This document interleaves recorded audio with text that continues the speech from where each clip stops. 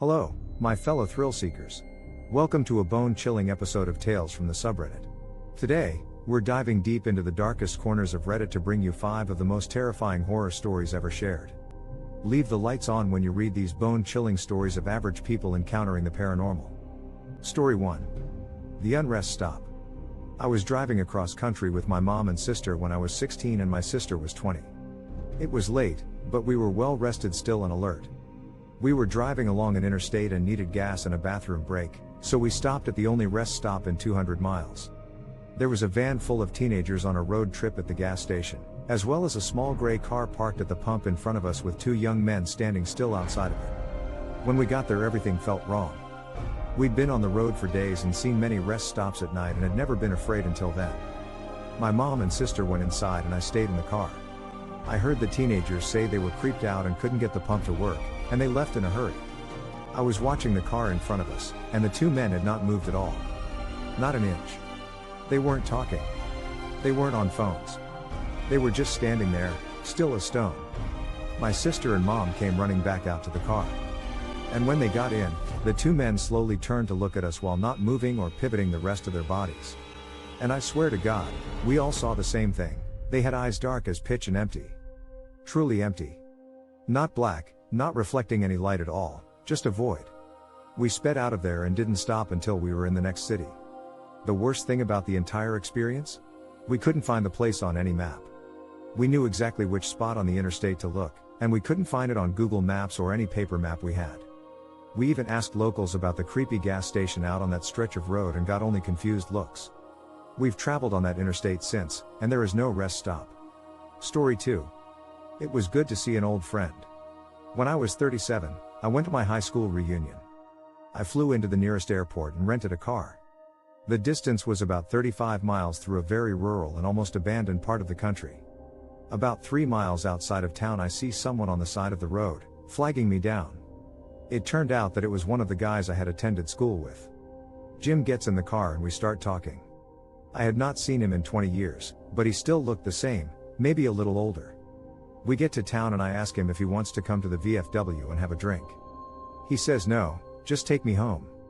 Jim's parents had lived only a few blocks from my grandmother's house, and I turned in that direction, but he said to take him to the outskirts of town. There was a mobile home park out there, and I figured that is where he lived. When we reached the end of the turnoff he said, just drop me here. It was good to see you again, and he walks off into the night. I go to the VFW, met some of my old classmates, we start to talk. As we are talking about who is coming to the reunion, I mention that I had just picked Jim up 3 miles east of town and had dropped him off. Everyone gets quiet, even the guy singing karaoke stops and lays down the mic. My cousin goes white as a new t-shirt. Barb, Jim died on that curve 8 years ago. Rolled his car. We were all at his funeral, I was told. I started to feel really dizzy, and I went out to the car to take some deep breaths. There on the seat is the local newspaper, printed 8 years previous, containing Jim's obituary. I still have the paper. Story 3. The Walking Dead. I'm a psychiatric nurse, and early in my career, I worked at a residential mental health facility. One of our residents was an elective mute, which means that he didn't talk, but there were no medical reasons as to why. He had spoken earlier in his life and in fact seemed quite normal back then, with the exception of being close to 7 feet tall. He'd been raised in the Deep South and joined the military when he was 19, but one night he vanished. He was eventually declared missing and dead. 10 years later, a 7-foot-tall man walked into a VA hospital emergency room in my part of the Midwest and said to the receptionist, "My name is Marion Duchesne, and I've been dead for 10 years. Those were the last words he ever spoke. He was covered with dust, and he was wearing the same clothes he'd been reported to be wearing the night he vanished. The family was notified, but they said they had already grieved their lost man and that whomever was claiming to be him simply could not be. They demanded not to be contacted again. Marion paced all day every day, moving his mouth that looked like talking or muttering, but no sound came out. He had an unnerving habit of throwing his head back with his mouth wide open as if he were laughing heartily, but not even a breath could be heard. If I talked to him, he appeared to listen, periodically throwing his head back in that laughter-mimicking way of his. Various medications were tried, but they did not affect him either positively or negatively. Occupational therapy did nothing because Marion would just grin, and unless told to stay put, he'd get up and start pacing again. On my last day at that job, the last thing I saw was Marion, pacing in the parking lot, throwing his head back to laugh. Later I wondered if all along I'd been dealing with a ghost. All these years later, I still don't know.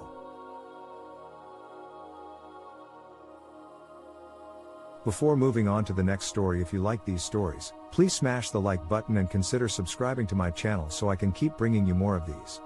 Story 4. The Little Hands. I've never lived in a haunted house, but my mother did as a teen. Other houses on her street had strange things going on too. A few homes away from her lived a family. One night, the daughter went to bed with a bad headache. The next day, she was dead. She'd passed away from an aneurysm. After her funeral, the family went away to get their minds off the tragedy, and the father asked my uncle, my mom's brother, to check on their pets.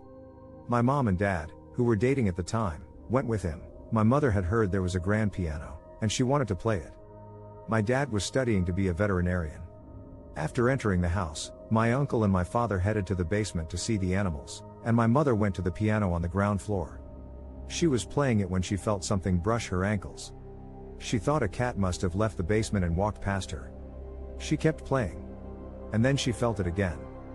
She looked under the piano and saw nothing. When she started again, she felt hands clasp her legs tightly.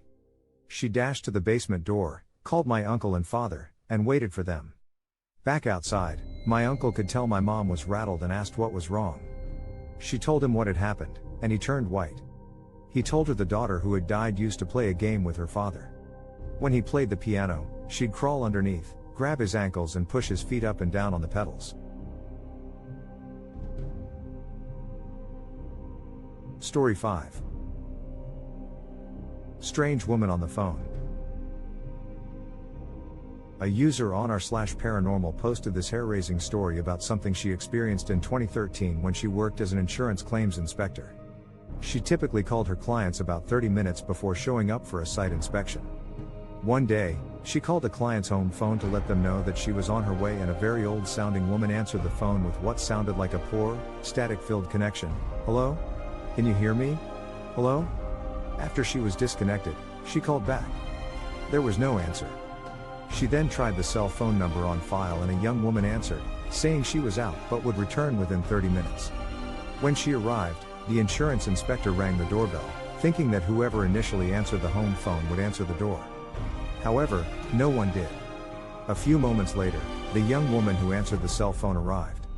Apologetic, the inspector explained that she might have woken up the younger woman's mother. The woman looked confused and scared and explained that there wasn't an older woman living in the house. After going inside, they checked the caller ID and discovered that when the inspector called, someone had answered the first call.